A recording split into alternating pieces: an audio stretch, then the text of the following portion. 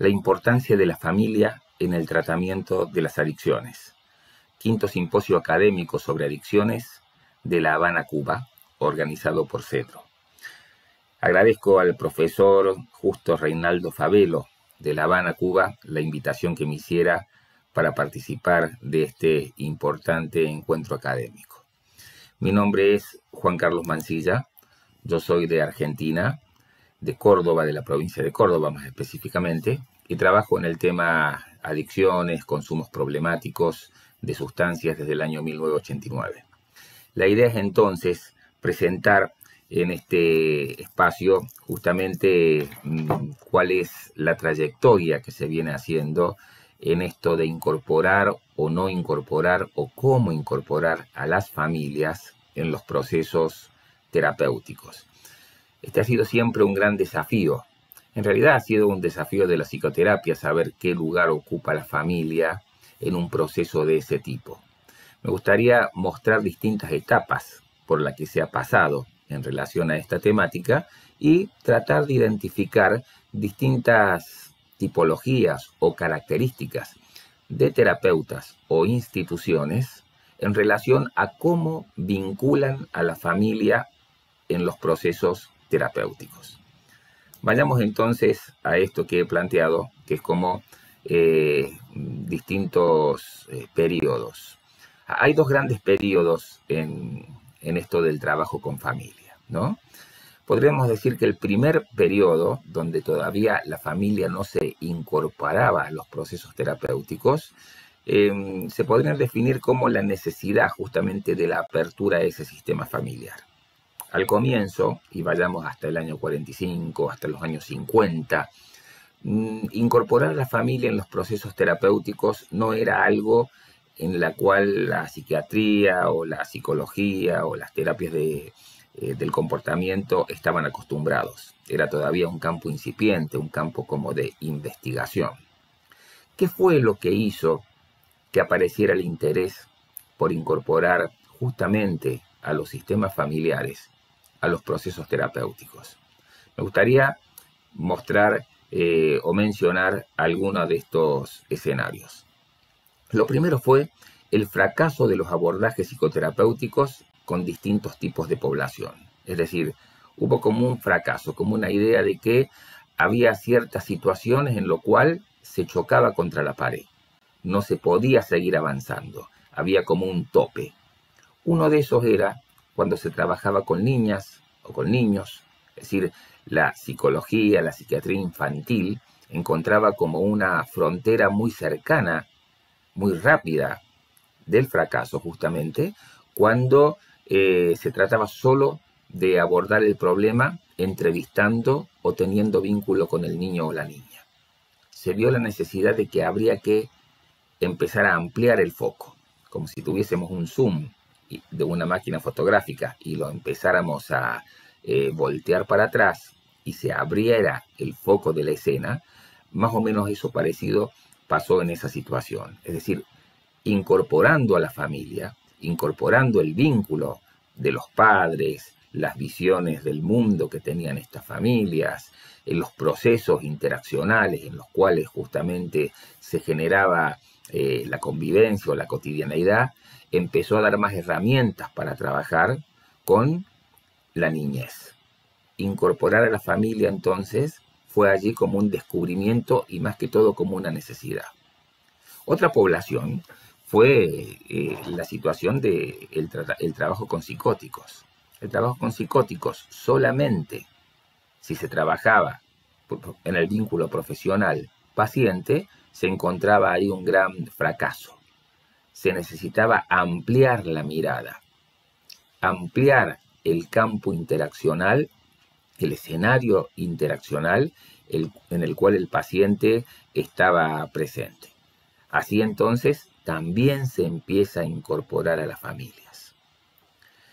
Y en el caso de lo que en aquel entonces, al comienzo, estamos hablando de la década del 50, por ejemplo, se llamaba la toxicomanía, que luego fue cambiando como de muchos nombres, justamente el trabajo con toxicómanos también mostraba un alto fracaso. Entonces los terapeutas, la psiquiatría, la psicología, el trabajador social, empezó a plantearse cómo se puede hacer para abordar este tipo de problemática tan difícil de atrapar, de asir. Allí aparece también la idea de abrirse a la familia y ver qué sucedía cuando empezábamos a investigar lo familiar. Es interesante que algunos años después, década del 60, del 70, cuando empieza a florecer lo que se llama el enfoque de terapia familiar sistémica, cuando aparece ese modelo, esa perspectiva, ese enfoque sistémico, el tema de la familia comenzó a tener como muchísima importancia. Por ejemplo, especialistas como Minuchin, Salvador Minuchin, un argentino también de una provincia aquí cercana a Córdoba, de la provincia de Entre Ríos, uno de los popes de los padres de la terapia familiar sistémica, escribió varios trabajos en relación a cómo abordar las adicciones desde la perspectiva familiar, porque se veía que en soledad generalmente los resultados eran escasos, mínimos o nulos. También habían aparecido en aquel entonces, en el primer movimiento de las comunidades del trabajo en adicciones, esto que llamamos el surgimiento de las comunidades de vida. ¿Sí? Las comunidades de vida eran justamente aquellas experiencias donde personas que habían abandonado el consumo de sustancias abrían una comunidad de convivencia que luego sería denominada comunidad terapéutica, pero aquí estamos en el primer momento donde lo podríamos denominar la fase de comunidades de vida, donde las personas no solamente iban a dejar los consumos, sino iban a vivir también ahí, como una alternativa a ese mundo, al otro mundo del cual provenían, el cual se tenía una perspectiva muy negativa. No olvidemos que también estábamos justamente en un momento histórico de la creación de comunidades paralelas a la comunidad ciudadana como se entendía hasta ese entonces. Por ejemplo, aparece el movimiento de las comunidades hippies. El movimiento de las comunidades hippies, el movimiento hippie, aparece en paralelo al movimiento de las primeras comunidades de vida, que son los antecedentes de las comunidades terapéuticas, ¿sí? Es decir, aquellos lugares donde aparece la idea de una familia alternativa, una familia sustituta, una verdadera familia, y la familia de origen era algo de lo cual deberíamos desligarnos. Entonces también en el campo de la psicoterapia hay un avance del enfoque familiar en distintas escuelas de psicología. Se empezó a estudiar mucho más la cuestión de la conducta desde la perspectiva familiar. Pasamos. Cuando ya se pasa de esa primera etapa, donde se ve la necesidad del abordaje familiar, pasamos a una segunda etapa, ¿no? Una segunda etapa donde yo quisiera caracterizar algunos elementos, algunos justamente momentos. En esta segunda etapa, la familia es vista desde distintas perspectivas. Uno de ellos es que la familia aparece como un grupo informante. Esta puede ser una primera mirada. La familia aparece como un grupo informante. ¿Qué significa esto? Por ejemplo, que se convoca a la familia para conocer más sobre el paciente. Estoy dando este primer modelo en cual se empieza a ensayar la inclusión de la familia dentro de los procesos terapéuticos de las adicciones. El primero es que la familia aparece como el grupo informante. Y son modelos que todavía coexisten, que están entre nosotros. Y quizá podríamos revisar si nosotros no nos encontramos también en algunos de estos modelos de trabajo. ¿Qué significa la familia como informante? Se la convoca para conocer más sobre el paciente. Se supone que la que tiene información sobre el paciente, la que sabe qué es lo que le pasa a él o a ella, es la familia. Se supone que la familia sabe más del paciente que el paciente mismo. O no solamente sabe más, sino que se considera más verdad lo que la familia nos dice del paciente que lo del paciente dice de sí mismo. Obviamente estamos aquí en una mirada bastante descalificadora sobre el discurso del paciente. Entonces necesitamos estos informantes que nos echen luz, que nos digan de qué se trata la historia de esta persona que tenemos los terapeutas delante o los operadores delante. Entonces se convoca a la familia para conocer sobre el paciente. Se valida más el discurso de la familia que el del paciente. Esta es otra característica del modelo de trabajo con la familia como grupo informante. Se desprestigia la palabra del paciente y se convalida el discurso familiar. Aquí la familia no es vista como parte del problema, sino casi como una coterapeuta. Es decir, no se trata de buscar cambios en el modelo de interacción familiar, porque la familia no es vista justamente como parte del problema. El problema lo tiene un individuo para este enfoque. Y por lo tanto, cuando se acude a esta familia a la cual se valida el discurso, se la vincula con el terapeuta casi como si fuese un coterapeuta. El terapeuta aquí, y este es el gran riesgo de este modelo de la familia como grupo informante, es que el terapeuta es cooptado por el discurso familiar, es tomado, ¿no? Es como chupado por la energía familiar, por la danza familiar, por el baile familiar, por lo que llamamos el estilo de familia, ¿no? Esto de danza, de baile, son por ahí metáforas muy propias de nosotros los terapeutas familiares. Entonces, aquí hay que tener mucho cuidado porque el paciente es cooptado por el discurso familiar y restringido, por lo tanto, en su capacidad de intervención sobre todo el sistema, ¿no? Es restringido. De lo que se trata aquí es entonces de reconocer un modelo, el de grupo informante, quizá con los que muchos terapeutas trabajen, pero que tenemos que tener conciencia que aquí no estamos trabajando con el paciente y su familia.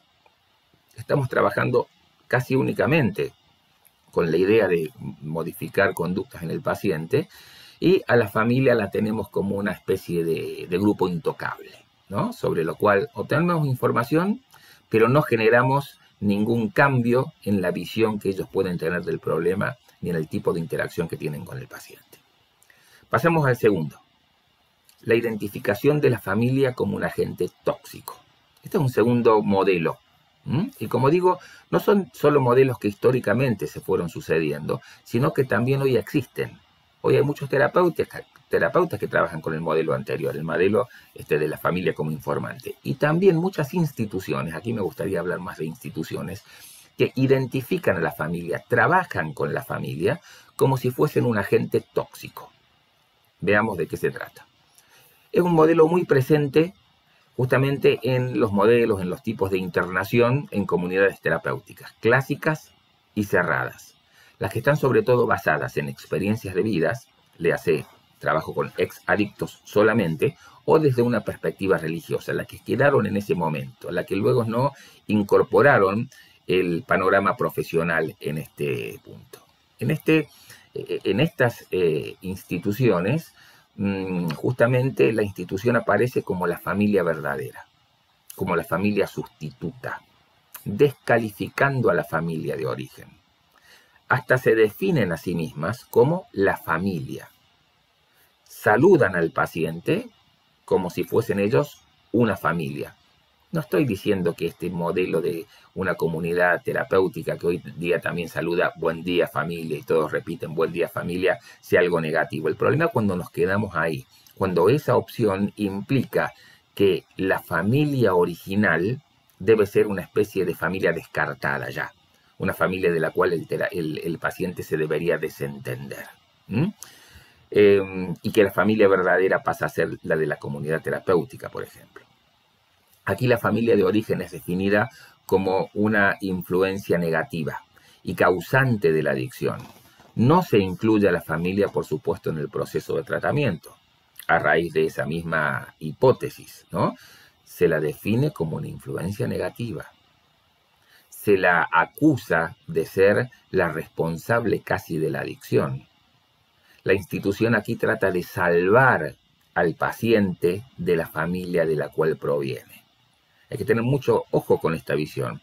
Si bien pueden haber familias muy negativas, destructivas y sin duda familias tóxicas, es un problema cuando trabajamos solamente desde esta visión y por lo tanto proyectamos esta idea, a toda familia que tenemos delante, ¿no? Descalificando la capacidad sanadora de contención y de acompañamiento que pueden tener sobre quien padece el problema de las adicciones.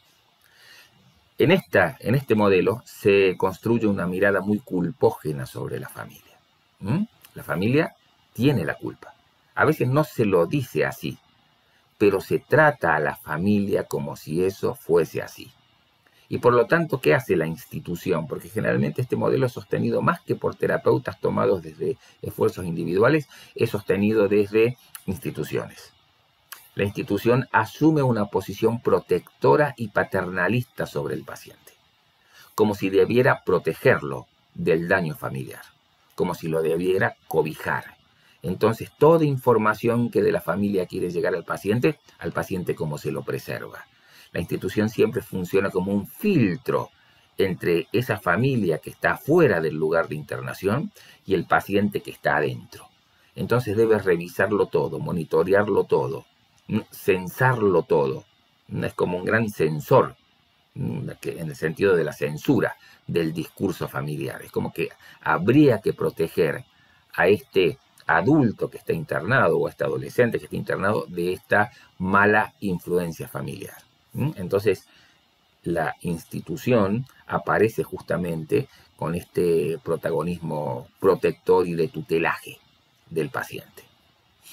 El problema de esto, obviamente, es que aquí, cuando el paciente sale de lo institucional y regresa al mundo familiar, no se han producido cambios en ese contexto familiar al cual regresa, porque justamente no se dio la posibilidad de que se modifique el tipo de interacción, los procesos interaccionales entre esa familia y el paciente que tarde o temprano vuelve allí, va a volver allí. Es decir, como que se perdió una oportunidad para trabajar seriamente en esos procesos. Tenemos acá otro modelo más. La incorporación de la familia como un protagonista neutro. Es una incorporación tramposa, porque en realidad se lo considera como una entidad sobre la cual no hay que esperar demasiados cambios. Aquí el terapeuta solo trabaja con quien padece la conducta adictiva, prescindiendo de la participación familiar en el proceso.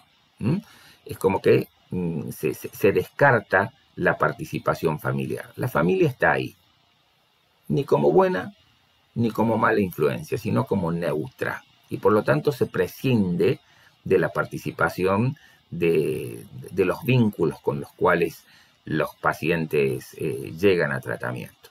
Las cuestiones interaccionales, familia, paciente, no son tenidas mayormente en cuenta.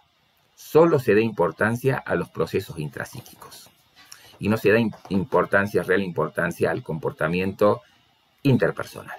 Porque aquí tenemos estas dos dimensiones, ¿no? De cualquier enfoque psicoterapéutico. Hacer énfasis en lo intrapsíquico o hacer énfasis en lo interpersonal. O dicho de una forma hasta más poética, lo interpersonal o lo intrapersonal. Estamos siempre disputados entre esos dos escenarios.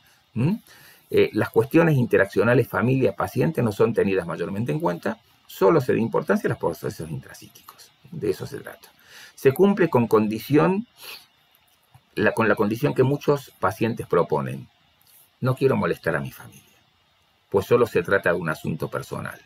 Cuando un paciente me dice eso, yo siempre le devuelvo el mensaje de que ese es el sueño de todo usuario problemático de drogas. Pensar que su problema de consumo solamente lo afecta a él o a ella y que no impacta sobre los demás. ¿Por qué es todo el sueño de todo consumidor de drogas? Bueno, porque muchas veces el reclamo, la alarma, el pedido, la alerta, el dolor se manifiesta en los seres queridos de quien consume sustancias.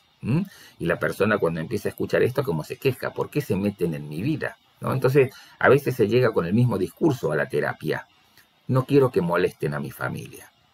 Esto es un asunto solo personal mío. Cuando yo recibo un paciente que se cierra mucho en esa lectura, obviamente lo sigo acompañando desde ahí, pero siempre como cuestionándole esa perspectiva, tratando de que abra el juego, entendiendo también de que si no abre el juego a lo interaccional es porque hay algo que le conviene en esa cosa cerrada.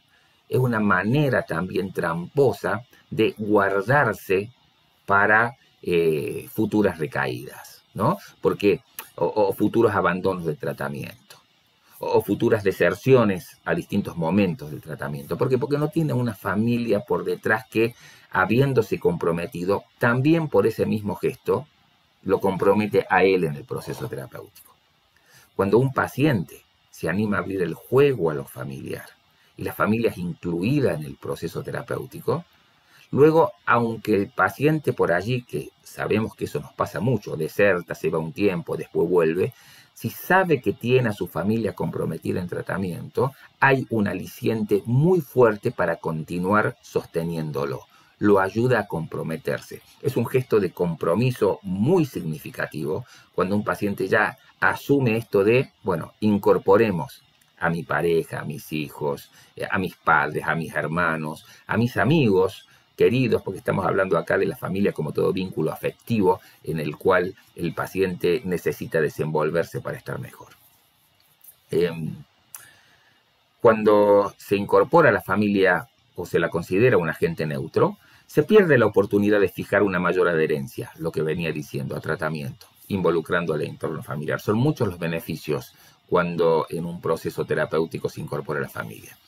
Y acá un dato interesante para ver, que se carga solo al paciente con la responsabilidad del cambio, cuando se asume a la familia como algo neutro, ¿no? Solamente parecería que la responsabilidad del cambio le pertenece al paciente y que la familia no puede hacer nada para modificar esa conducta dañina de la cual el propio paciente se queja, porque claro, un paciente está en tratamiento es porque hay algo de su conducta obviamente que no puede manejar.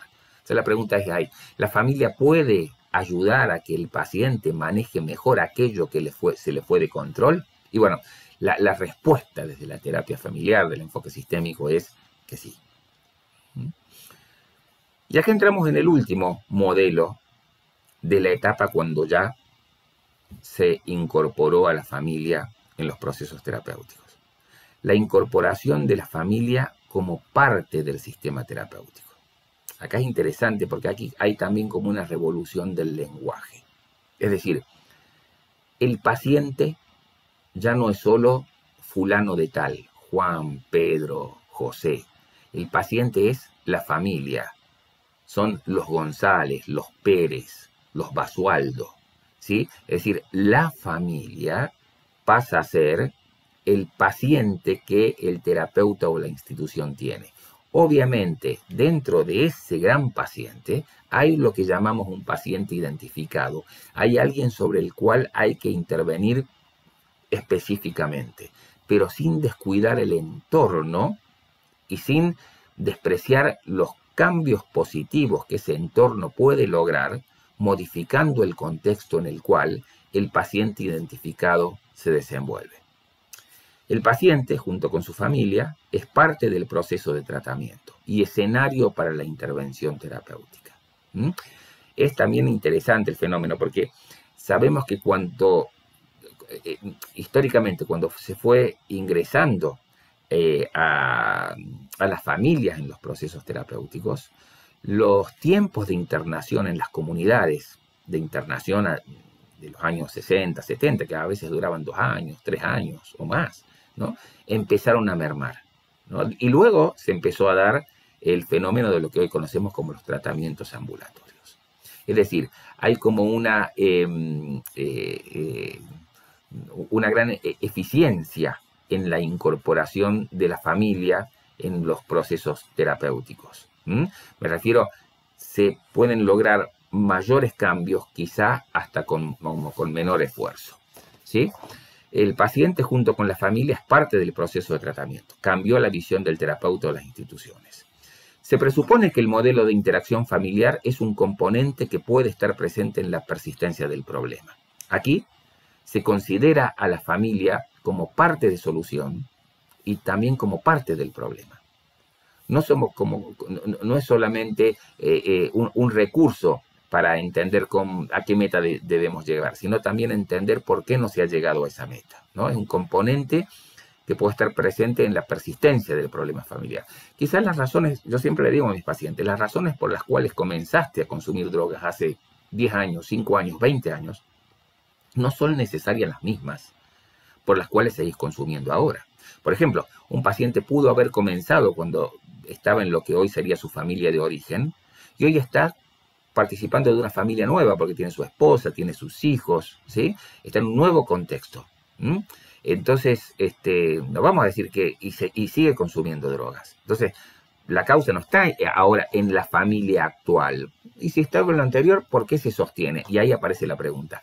¿Qué tipo de interacción hace que un paciente persista en el consumo? ¿Qué tipo de interacción sostiene a un paciente en el consumo? Entonces, es un trabajo aquí, la incorporación del sistema terapéutico más en el aquí y ahora de la realidad familiar. Se define que los cambios esperados en el sistema familiar facilitarán los cambios que el paciente identificado necesita conseguir. Lo traduzco en cómo lo digo dentro de un momento terapéutico familiar. Le digo a la mamá o al papá, ustedes no pueden meterse en el corazón de tu hijo o de tu hija para que él piense como te gustaría que piense. No puedes meterte tampoco en la cabeza ni en el corazón de él, ni para que piense ni para que sienta lo que a vos te gustaría que sienta. No, los cambios obviamente los tiene que activar él o ella. Pero sí, vos como papá, vos como mamá, vos como esposa, esposo, hijos, a la familia va este mensaje, sí pueden construir las condiciones para que ese cambio aparezca de manera más fácil. Es decir, el paciente debe hacer los cambios, pero la familia puede generar un contexto de convivencia y de interacción en el cual dichos cambios se presenten con mayor facilidad. Y ese es un aporte enorme a todo proceso terapéutico, ¿no? También se define que los cambios esperados en el sistema familiar facilitarán los cambios que el paciente identificado necesita conseguir. Más o menos lo que estoy diciendo. Y por último, se trabaja sobre los aspectos estructurales de la familia y también sobre su visión del mundo, en cuanto a cómo define el problema. Se trata de que la familia encuentre un abanico de alternativas mayor en su mirada sobre el problema y en sus estilos interaccionales. Es decir, aquí ya no vamos a entrar en detalles porque ya sería entrar en el cómo se hace, en el know-how, en el cómo se lleva adelante. Pero claro, hay que trabajar cuestiones estructurales de la familia, cuestiones que hacen a la visión del mundo de la familia y cuestiones en el campo interaccional, es decir, a los procesos familiares. Estructura, visión del mundo y procesos son dos dimensiones muy claves, importantes, centrales en todo modelo de interacción familiar, ¿no? Pero acá aparece eso con mucha claridad. La familia puede generar una estructura donde el orden de la conducta que necesitamos en este individuo, en esta persona, para que vaya recuperando el autocontrol, ese orden pueda darse. Y a veces ese orden viene de afuera, ¿no? Empieza a trabajarse mucho desde la heteronorma hacia la autonorma y todos temas ya que hacen, como dije, a los procesos en específico. Bien, hasta aquí entonces mi ponencia.